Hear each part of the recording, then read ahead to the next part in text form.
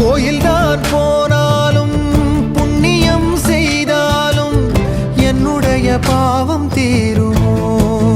இந்த உலகில் இன்றுதான் என் முகத்தை பார்க்கிறேன், கண்ணிலே ஈரம் சேருதே.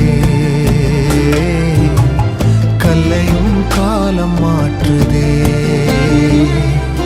காற்றோடு பட்டம் போல இந்த வாழ்க்கைதான், அடையார் சொல்லக்கூடும் அது போகும் போக்கதான்.